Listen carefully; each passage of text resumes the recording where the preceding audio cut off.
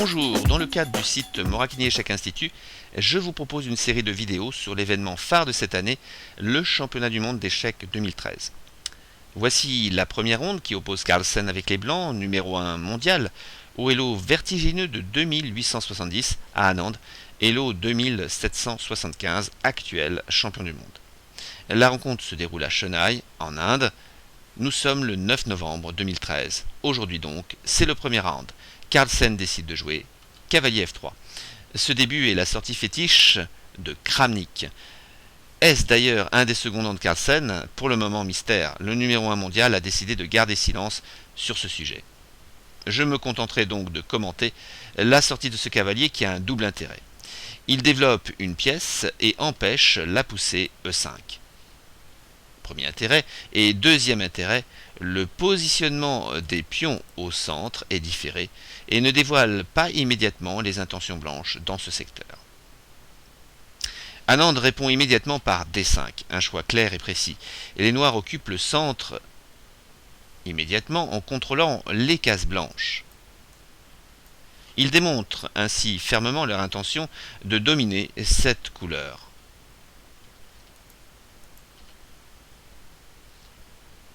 G3. Carlsen poursuit sa politique d'attente. L'idée est de fianqueter le fou afin de préparer la mise à l'abri du roi. Carlsen contestera plus tard le centre de son adversaire. G6, un choix solide. L'idée est de placer le fou en G7 et éventuellement de préparer la poussée centrale E5. Fou G2, fou G7, un coup important qui profite de l'absence du cavalier F6 pour poser déjà une première question à Carlsen. Doit-il accepter la poussée centrale E5 de la part des noirs? La réponse fuse immédiatement, D4. Pas question de donner aux noirs l'occasion d'occuper le centre.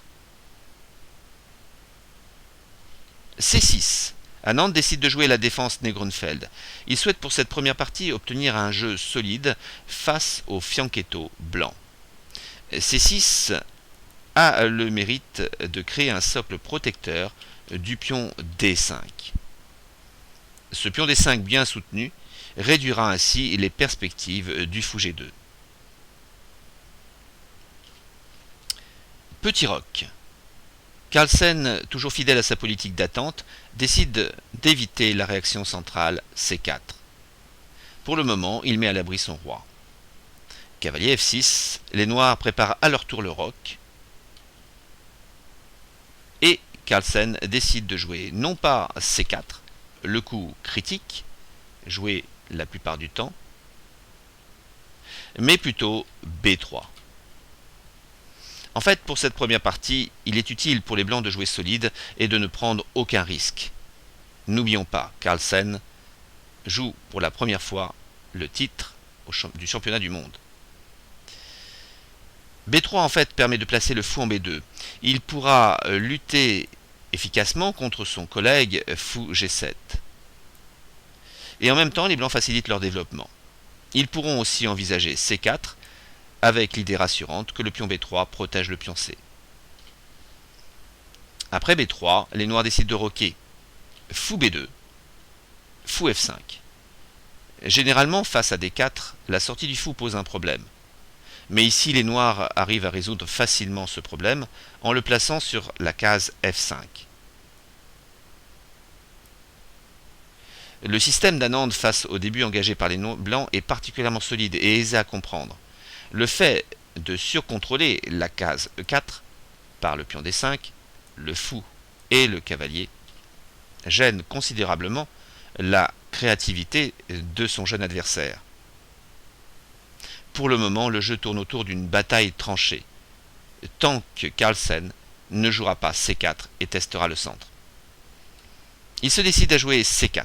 Voilà le premier test du centre, mais sans effet conséquent sur le jeu noir, qui est particulièrement bien préparé à ce premier contact. Pour quelle raison?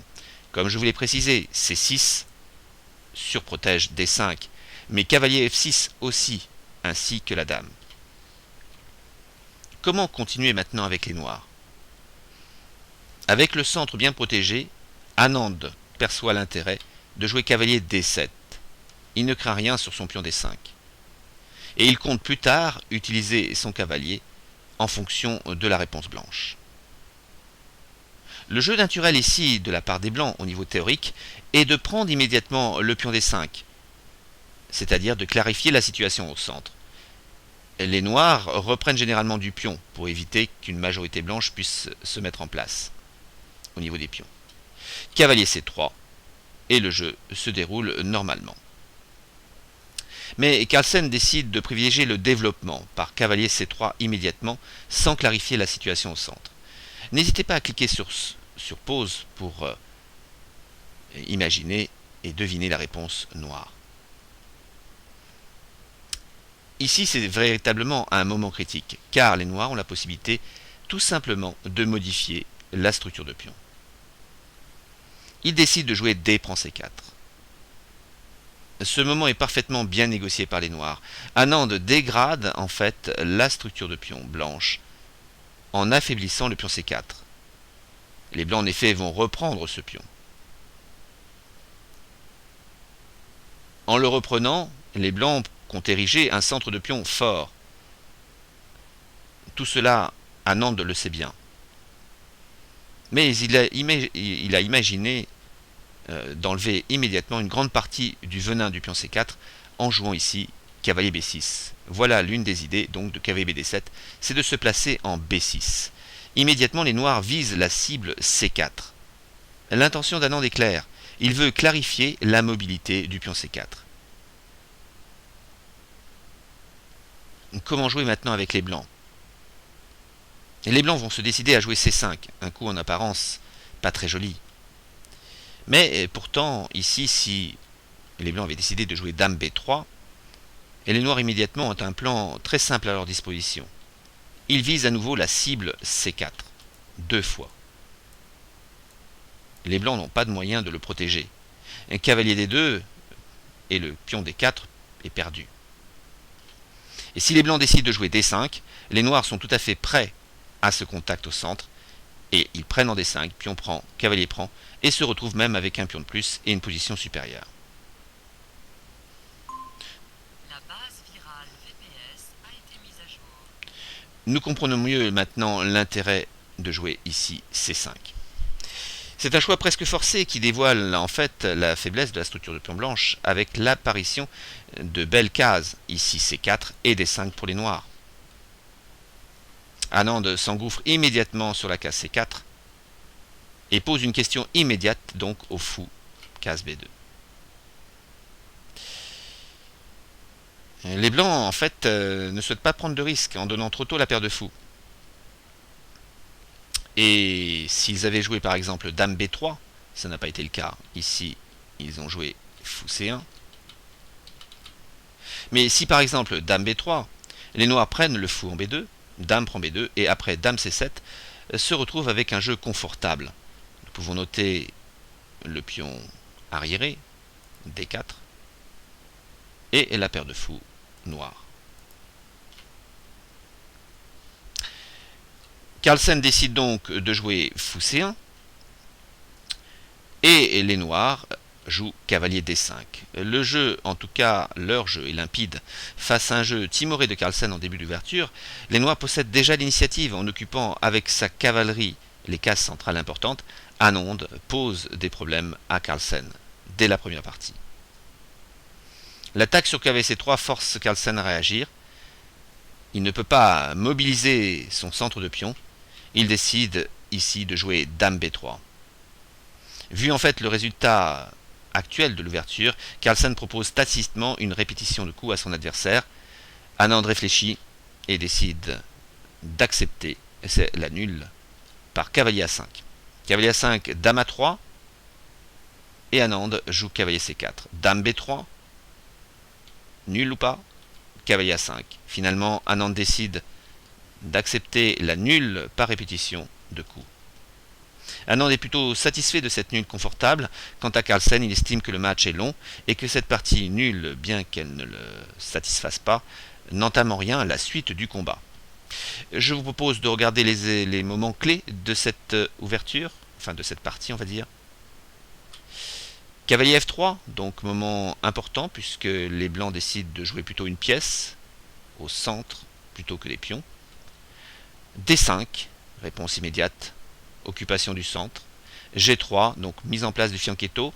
G6, fou G2, fou G7 et première question posée par Anand. Les noirs proposent tout simplement d'occuper le centre avec un deuxième pion. Refus immédiat de la part de Carlsen. C6, donc le socle est mis pour lutter contre le fou G2, ça c'est à mémoriser. Petit roc, cavalier F6, B3. Donc pas question pour le moment, en tout cas sur cette partie, de jouer immédiatement C4, le coup critique, afin de questionner immédiatement le centre. Les blancs préfèrent plutôt jouer B3, un coup plus tranquille, afin de développer le fou en B2 et de questionner plus tard le centre D5 par C4. Donc B3, petit roc, fou B2, fou F5. Les noirs ont résolu parfaitement le développement de leurs pièces, notamment du fou. Ils contrôlent ici fermement la case 4. C4 questionne le centre, le pion D5, et CBD7, un coup important dont on va voir tout l'intérêt au prochain coup, puisque Carlsen décide de jouer cavalier C3 au lieu du coup clarification de centre C prend D5.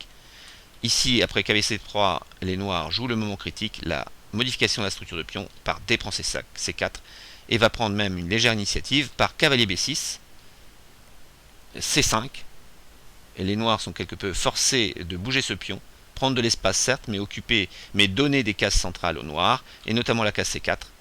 Fou C1, Carlsen ne veut pas prendre de risque et ne donne pas sa paire de fous. Cavalier D5, le jeu noir commence à être consistant, et maintenant Carlsen décide de ne pas empiéter sur la suite de son championnat. En jouant Dame B3, il offre tacitement la possibilité d'une nulle par répétition à son adversaire. Celui-ci l'accepte, il a les noirs, et après cette série de coups, la nulle est donc conclue. Je vous remercie de votre attention et vous dis donc à bientôt pour la prochaine partie. Au revoir.